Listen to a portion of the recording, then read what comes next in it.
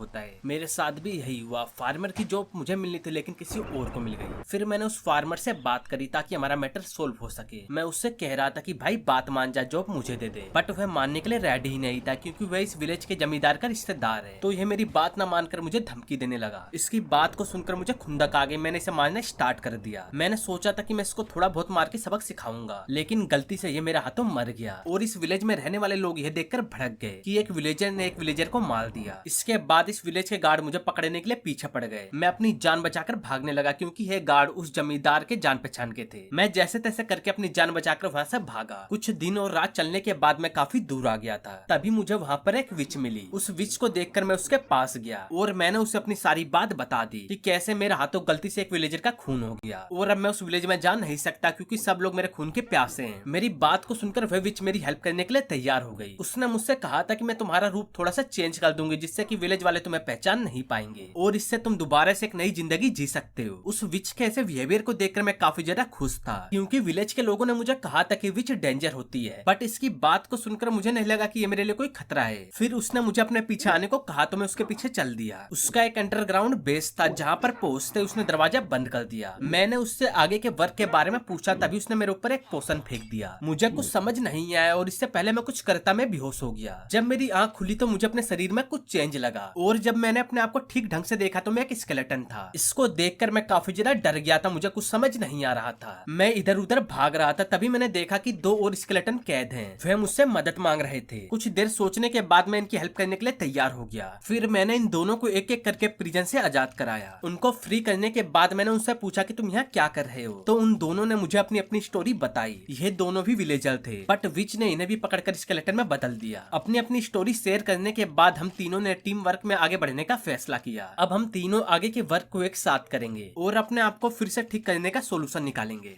तो first day को हम यहाँ से निकलना चाहते थे। इस वक्त हमारे सामने कुछ चेस्ट पड़ी थी। जब मैंने इनको खोल के देखा तो उसमें हमारे लायक कुछ सामानें थी। एक में तो भाई पूरा बोन भरा था और दूसरी चेस्ट को मैंने खोल के देखा तो उसमें आयरन और कुछ ब्रेड थी। साथ में एक नेदर की सोड भी थी जिसे मैंने ले लिया, आगे हमारे काम आएगी। और यार एक चेस्ट में ना पता नहीं कैसे ना एक एनिमल डिक्शनरी रखी हुई थी। आज से तो पहले मैंने कभी ऐसे डिक्शनरी के बारे में सुना नहीं, फिर भी मैंने इसे ले लिया और इसमें 2 पोर्शन ऑफ वीकनेस थे, उसको भी कलेक्ट कर लिया, क्या पता बाद में काम आ जाए। और जब मैंने ना उस एनिमल डिक्शनरी को खोला ना तो उसमें अलग अलग क्रिएचर आ रहे थे। मुझे अभी समझ नहीं आ रहा था कि उस विच ने इस डिक्शनरी को यहाँ पर क्यों रखा है। क्या पता जैसे उसने हमें स्केलेटन में बदला वह ऐसी अजीबोगरीब एक्सपेरिमेंट एनिमल पर भी कर रही हो। फिर मैंने फटाफट कुछ वुड चॉप किया और आगे की तरफ निकल गया। बट इस रात में हम पर कोई भी मोब्स अटैक नहीं कर रहा है, इसका मतलब हम रात में सेफ हैं। विच के बेस से थोड़ा दूर आकर हमने क्राफ्टिंग टेबल बनाई और एक पिकैक्स बना ली। फिर इसके बाद मैं कुछ स्टोन और कोल को माइन करने लगा। तभी हमारे पास एक रैकून आया जो हमें देखकर थोड़ा कंफ्यूज था क्योंकि हम स्केलेटन होकर माइनिंग कर रहे थे। जब हमने उस रैकून से बात करी तो उसने अपना नाम रॉकेट बताया। उसने हमें बताया कि 6 मंथ में हमारा पूरा वर्ल्ड चेंज हो चुका है। उसकी बात को सुनकर हमें समझ आ गया कि हम उस केव में पूरे 6 मंथ थे। फिर रॉकेट ने हमें आगे संभल कर काम करने को कहा क्योंकि उसने बताया कि इस वर्ल्ड में उस विच के 3 जनरल है और हमारे फ्री होने का उसको पता चल गया है। तो विच ने अपने 3 जनरल हमारे पीछे छोड़ दिए हैं। इसका मतलब है कि हमें जल्द से जल्द स्ट्रॉन्ग होना होगा। रॉकेट अपनी बात कहकर वहाँ से चला गया। फिर हम दोबारा से माइनिंग करने लगे। हमने कुछ आयरन और रिसोर्स इकट्ठा किया। इसी में जब मैं कुछ स्केलेटन को मारा था मुझे म्यूटेंट स्केलेटन के आर्मर मिल गए थे जिन्हें मैंने फटाफट पहन लिया था। इससे मेरी ना पावर थोड़ी सी बढ़ गई थी और मैं जंप भी ना कुछ ज्यादा ही ऊंचा कर रहा था। फीड और वेजिटा ने भी अपने लिए आयरन के आर्मर बना लिए थे। वहां से आयरन इकट्ठा करके हम बाहर आए बट इस समय अब हम धूप से नहीं जल रहे थे और अब हमें एक बेस की भी जरूरत है। तो हमने एक अच्छी सी जगह ढूंढी, वहाँ पर बहुत सारे पेड़ थे तो हमने सबको जला दिया। वहां से सब कुछ प्लान करने के बाद हम अपने बेस को बनाने में लग गए। हम पानी के पास अपना बेस बना रहे थे कि कभी भी हमारा हेलमेट टूटे तो हम पानी में कूदकर अपनी जान बचा सके, वरना हम धूप से जलकर मर जाएंगे। फिर हम तीनों बेस को बनाने में लग गए।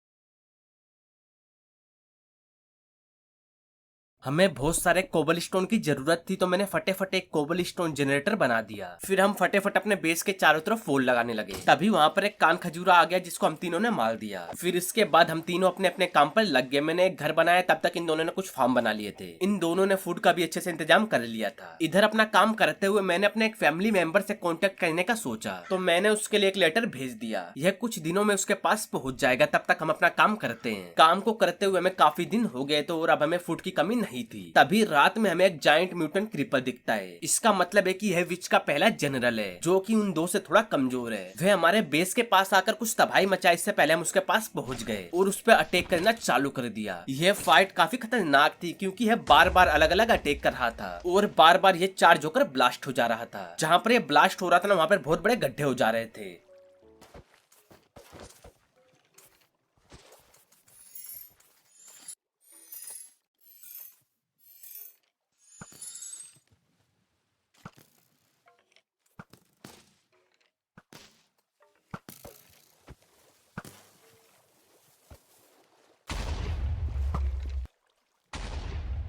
इस म्यूटेंट क्रीपर से हमारी फाइट काफी खतरनाक थी। इससे हमें अपना लेवल पता लग चुका था कि हम कितने कमजोर हैं। हमें सबसे कमजोर जनरल को मारने में भी काफी डिफिकल्टीज हुई, तो इसका मतलब हमें थोड़ा और स्ट्रॉन्ग होना होगा। तो मैंने फीड और वेजिटा को आगे के वर्ल्ड को एक्सप्लोर करने के बारे में कहा। वे मेरी बात मान गए, तो हमें सारी तैयारी करके यहाँ से चलना था। इस क्रीपर को मारकर मुझे क्रीपर साड़ मिला था, जिसे मैंने आकर अपने बेस में टेस्ट किया और सब कुछ ब्लास्ट हो गया। इसके कारण ना यार हमारा बेस ना पूरा डिस्ट्रॉय हो गया था, जिसके कारण मुझे काफी बुरा लगा। इसको फिक्स करने में काफी ज्यादा टाइम लग गया। घर और सब कुछ डिस्ट्रॉय हो गया था, हमने सब कुछ फिक्स किया। तभी भाई हमारा वहाँ पर मैसेंजर आ जाता है। वह मेरे रोबोट फैमिली से बुक लाया था। उसने मुझे वह बुक दी जो रोबोट फैमिली से आई थी। मैंने उसको पढ़ा तो उसमें लिखा था ठीक है। फीड और वेजिटा ने मुझसे पूछा कि ये रोबोट फैमिली क्या है, तो मैंने उसे बताया कि ये मेरा सरनेम है। रोबोट फैमिली काफी पुरानी थी, उनका काम विलेज के हर कोने कोने में मशहूर था, बट समय के साथ सब कुछ बदल चुका है। सारी तैयारी करने के बाद हम मेरे फैमिली मेंबर से मिलने के लिए जाने लगे, बट थोड़ा दूर आगे जाते ही हमें होगलिन मिला। ये उस विच का दूसरा जनरल था और हमारे पास इतनी ताकत नहीं थी कि हम इससे लड़ सकें। बट तभी हम देखते हैं कि इससे एक स्नो गोलम फाइट कर रहा है। दोनों की फाइट काफी ज्यादा खतरनाक थी, लेकिन देखते ही देखते ये होगलिन उस स्नो गोलम को मार देता है। ये हमारी तरफ ही आ रहा था और हम विलेज के एकदम नजदीक थे। तभी हम देखते हैं कि एक बड़ा सा गोलम आता और इस होगलिन को मार देता है। इस गोलम ने हमारा काम आसान कर दिया था, तो हम यहाँ से इसकी मीट इकट्ठा करते हैं और यहाँ से भाग लेते हैं। हमें कुछ सामानें मिली थी जो हमें पता नहीं है कि किस काम आएगी। थोड़ा आगे जाने के बाद हमें एक रून पोर्टल मिलता है। उसकी चेस्ट में तो कुछ नहीं था, उधर एक गोल्ड बाल था, हम उसे कलेक्ट कर लेते हैं। रात होते होते हम विलेज के पास पहुंच गए थे और मेरा वे फैमिली मेंबर मेरे पास आता है, जो मुझे देखकर भागने लगता है। मैं उसको बताता हूँ कि मैं रोजर हूँ। मैं उसको कुछ सीक्रेट बताता हूँ जो मुझे और इसको ही पता था। मेरी बात को सुनकर वो मुझे पहचान जाता है कि हाँ मैं रोजर ही हूँ। फिर यह मुझसे पूछता है कि तुम 6 महीने से लापता थे और कहाँ थे, और मेरे इन 2 साथी के बारे में भी पूछता है। मैं बताता हूँ कि यह फीड और वेजिटा यह भी पहले आम विलेजर थे मेरी तरह, बट उस विच ने हमें पकड़कर स्केलेटन में बदल दिया। फिर रॉबर्ट कहता है कि उस विच ने इस पूरा वर्ल्ड को बदल दिया है, तुम्हें संभल कर रहना होगा। मैं उसकी बात को सुनकर उसे थैंक्स करता हूँ और कुछ ब्रेड देता हूँ, बट वह ब्रेड से नहीं मानता, वह और भी चीजें मांगता है। फिर मैं उसे वह गोल्ड बार दे देता हूँ। उस गोल्ड बार को देखकर वह कहता है कि तुम्हें पहले ही दे देना चाहिए था, अगर तुम रोजर नहीं होते तब भी मैं तुम्हें डिटेल दे देता। उसकी बात को सुनकर मुझे खुंदक आती है कि हमारी रोबोट फैमिली कितनी नीचे गिर चुकी है, पैसों की लालची हो चुकी है हमारी रोबोट फैमिली। उस गोल्ड बार को लेकर वह फिर से विलेज में चला जाता है। हम अपने बेस की तरफ आ ही रहे होते हैं कि तभी हमें एक और म्यूटेंट क्रीपर दिखता है। हमें लगा कि यह वही इवल क्रीपर है जिसे हमने मार दिया था, बट यह बिल्कुल भी उसकी तरह नहीं था। यह हमारी मदद करने के लिए आया था। इसने हमें स्केलेटन किंग के बारे में बताया, जो कि काफी ज्यादा पावरफुल है। अगर हम उसके पास जाकर ट्रेनिंग लेंगे तो हम स्ट्रॉन्ग बन सकते हैं। इसने हमें उस किंग स्केलेटन के बारे में बताया कि वह हमें कहाँ मिलेगा, और इसने हमें कुछ सामानें भी दी जिसे लेकर हम वहाँ से चले गए। अपने बेस पर पहुंचकर हम दोबारा से माइनिंग के लिए जाने लगे, क्योंकि अब हमें डायमंड की जरूरत है। तो हम माइनिंग के लिए चले गए। हमने वहाँ से आयरन और बहुत सारे डायमंड इकट्ठा किए। वहाँ से डायमंड इकट्ठा करने के बाद हम दोबारा से बेस पर आ गए और मैंने फटाफट डायमंड आर्मर बना लिया। मैं डायमंड आर्मर पर इंचांटिंग करने की सोच रहा था। इंचांटिंग करते समय मैंने देखा कि जो मेरा म्यूटेंट स्केलेटन का आर्मर है उसमें इंचांटिंग लग रही है, तो मैंने डायमंड को छोड़कर उसमें इंचांटिंग लगा दी। और फिर इसके बाद हम स्केलेटन किंग को ढूंढने के लिए निकल गए। रास्ते में जाते हुए हमें बहुत सारे डिस्ट्रॉय हुए विलेज मिल रहे थे।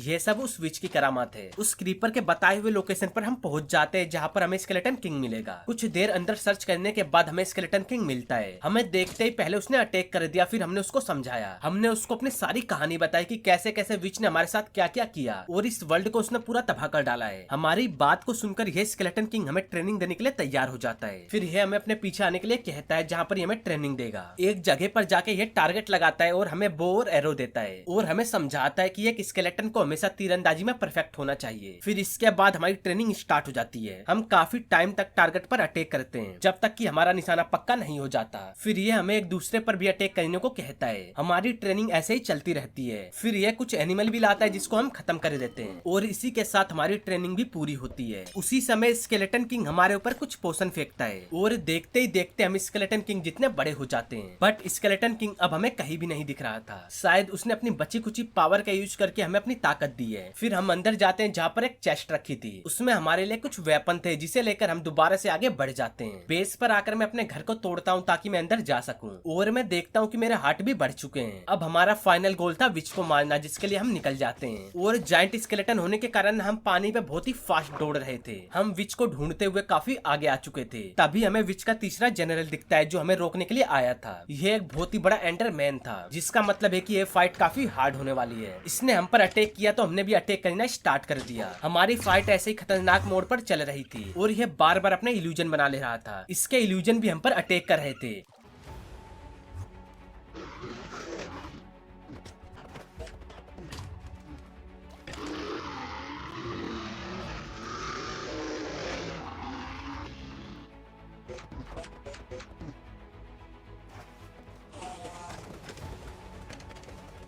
आखिरकार बहुत ही डिफिकल्ट फाइट के बाद हमने इसे मार दिया। अब हमारे पास ज्यादा टाइम नहीं था तो हम विच के लिए निकल गए। विच के बेस के पास आकर हमने देखा कि विच के बेस के अगल बगल बहुत सारे स्केलेटन खड़े हैं, तो इसका मतलब यह फाइट बहुत ही खतरनाक होने वाली है।